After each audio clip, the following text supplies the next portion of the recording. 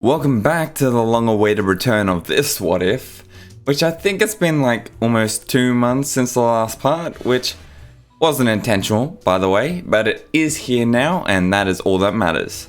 But when we left off, we had the Dragon team at Guru's getting their powers unlocked, while at the same time Vegeta had been beaten and captured by Zarbon, who hopes to gain intel from the same prince. However, we all know Vegeta would never tell Zarbon anything, mostly because Zarbon was foolish enough to leave a pool guarding Vegeta as he rests unconscious in the healing pod. But before we get into today's part proper, make sure to like and subscribe if you do enjoy my what ifs, and if you aren't subscribed to my channel already, because this graph reckons nearly 40% of my viewers are subbed, so if you aren't subbed, change that. Also make sure to hit that bell to stay up to date with my what ifs as they come out. But with that obligation out of the way, let's get into What If Goku Married Suno Part 5. So back with Vegeta, who as we all know wakes up to destroy a pool in seconds. Vegeta, being the opportunistic man that he is, takes his chance to swamp the other 5 Dragon Balls Frieza had collected, throwing them out of his ship like cannon and fleeing the same way he does in canon, by doing some light snorkeling. This throwing Frieza into a rage as he sends Zarbon out to find Vegeta, whilst also calling the Ginyu Force. But while Vegeta is hiding from Zarbon, let's head back to Guru's and do some power levels, shall we? And I want to note something about Elder Guru's unlocking potential. I personally prescribe to the belief that Gohan and Krillin's power were like constantly raising since they got their power unlocked to a certain level anyway. To me, that's the only way to make sense of how they barely beat Guldo, and which in canon they still ended up getting help with, but were still like barely still able to stand up next to Frieza in the end of the arc fight. So the power levels I'm doing here are for I cover in this part alone, and the next part, which will be likely the last of this saga, is where I'll state the fully unlocked power. So with that disclaimer out of the way, let's do these power levels. Frieza 530,000, Ginyu 120,000, Recoome 71,000, Berta 68,000, Jace 64,000, Nail 40,000, Vegeta 32,000, Zarbon 23,000 or 30,000 once transformed, Yamcha 25,000, and at 50,000 in Kaioken times 2 and 75,000 in Kaioken times 3, Krillin at 15,000, Chi-Chi 13,000, Guldo 11,500, Amon 9,000, Ada 2,585. One thing to note, since there wasn't any official listings that I could find for the Ginyu Force members' powers, I'm using video game power levels that I think work good enough. Like having Recoome more than double Vegeta's power makes it make sense for me that he was just able to eat a full powered Gallic gun from Vegeta with little hindrance. While also having Guldo at this level makes sense as to why Gohan and Krillin stood a good chance against him, while also allowing Vegeta to easily slay him like he does in canon.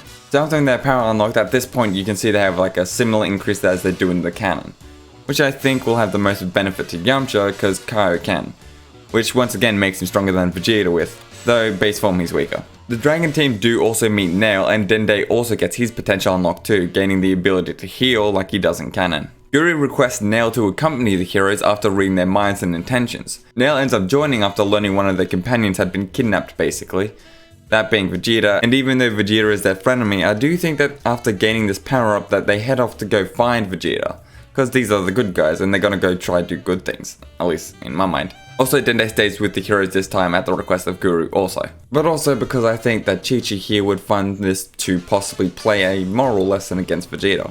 Ada coming along using his power scanner to more accurately pinpoint Vegeta's location. Ada does mention to the others that Vegeta seems to be trying to hide his power level, and with the way it is, the scouters likely wouldn't pick it up, making everyone question if Frieza still has more scouters, which I'm pretty sure they could be, some scouts maybe, that have some. But I'm pretty sure at this point, Frieza was also calling the Ginyu Force because all their scouters were destroyed by Mori, which is weird because Mori only destroyed 3, but whatever. Which, side note, yes, the Ginyu Force do still pick up those scouters. But due to the heroes trying to come to Vegeta's aid, they end up getting intercepted by Zarbon, which they basically let happen given their combined strength. They could easily topple Zarbon, even in his transformed state, which they are aware about since they did sense out the fight Vegeta and Zarbon had earlier. Zarbon, not having a scouter, gravely underestimates his opponents. Krillin questions Zarbon about what happened to Vegeta, who only seems to be aggravated at the same prince's name being mentioned. Zarbon quickly deduces that Vegeta must have somehow teamed up with the Earthlings and Namekians somehow, and gets ready to fight. The heroes make Ada get to a safe distance given how weak he is right now compared to everyone else, being primarily defended by Almon. Zarbon starts by rushing at Krillin but is intercepted by Chi-Chi, making it a 2v1, and after a short scuffle where it shows neither side are letting up, mostly due to the synergy that Krillin and Chi-Chi have.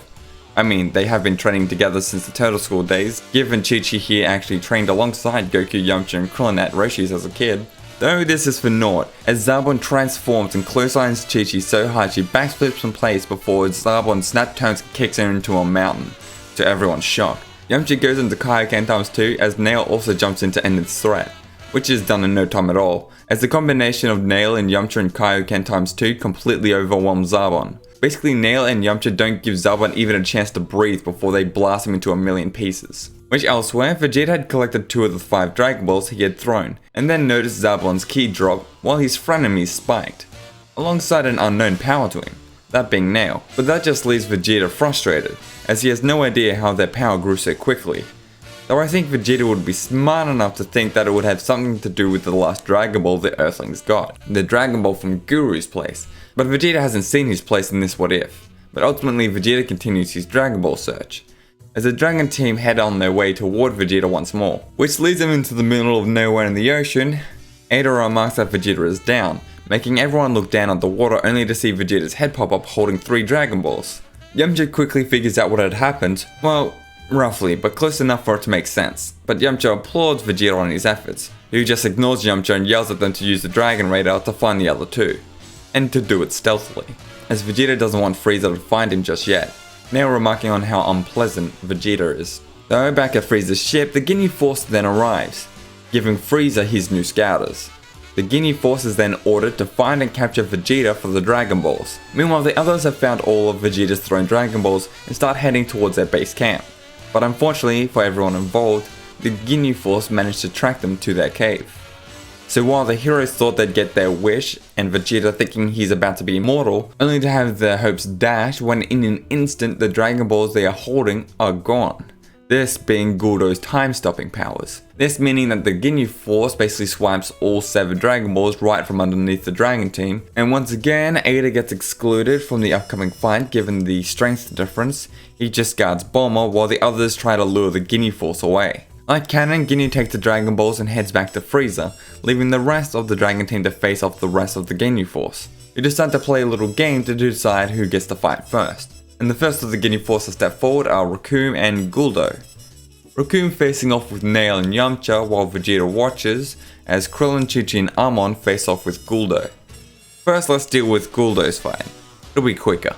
So Krillin tells Amon and Chi-Chi to stay put a moment as Krillin tests Guldo's power, since they had seen a glimpse of it earlier, and having Vegeta explain his power to them as well. Though as Krillin rushes at Guldo, predictably Guldo freezes time to change positions to attack with his psychic powers. However, Chi-Chi notices where he is very quickly, as Krillin only just realizes Guldo is gone.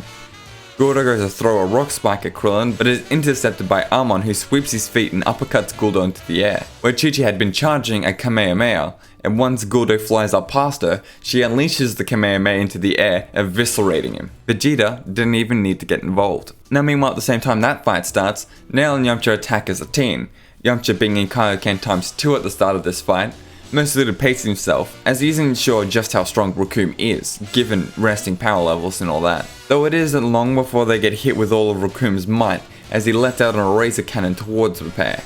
But Yamcha and Nail fire their own respective beams back at Recoome, creating a beam struggle for the two sides.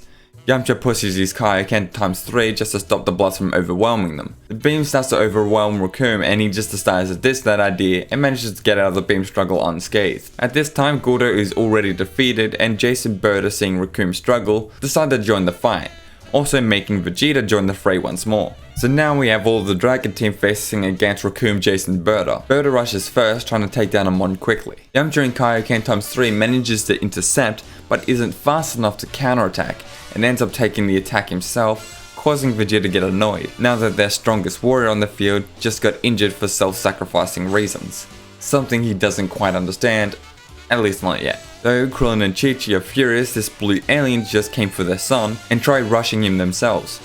to no avail as Berta is just too fast for them to hit. Vegeta tries to sneak attack from behind, but is hit by a crusher ball from Jace, and is shot straight back down into the ground, barely able to stand. Amon is then able to help Krillin and Chi-Chi to try face against Berta, but Berta seems to keep dodging, clearly just entertaining the Earthlings before he gets serious. Yamcha tries to rush back in but gets intercepted by Raccoon and ends up having to face him solo. Nail then tries to help Krillin, Chi-Chi and Amon against Berta, but is then pushed into a 2v1 against Jace alongside Vegeta, who is in pretty bad shape already. Ada back at the hideout with Bulma is able to figure out the battle using his power scanner and relay information to Bulma, and they both seem to be pretty grim at the minute. But back at the fight, Berta is done entertaining the Earthlings and unleashes fast combos into each one of them, putting them down for the count quite quickly.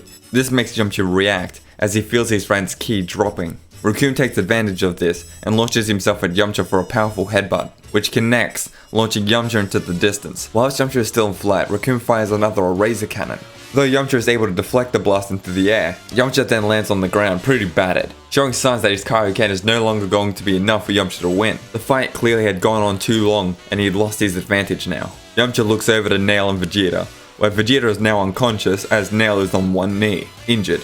At this moment, the Capsule Corp ship touches down on Namek, signaling the arrival of Goku and Gohan. But that's where I'm going to leave this off for now. A good cliffhanger, I'd say. At the start of the next part, I probably am going to cover the training Goku and Gohan underwent in a lot more detail, so look forward to that. And like I put up in my community tab, Suno Part 6 is also going to be the next part in this series because I feel like I neglected this, so also look forward to that. But yeah, that's been it. So if you like this video, make sure to leave a like, and if you're new here, then make sure to subscribe with the bell notifications on and stay up to date with my what ifs. But that's what there is. I've been the Dragonball What If Bro, and I'll see you guys next time. My throat is sore as hell.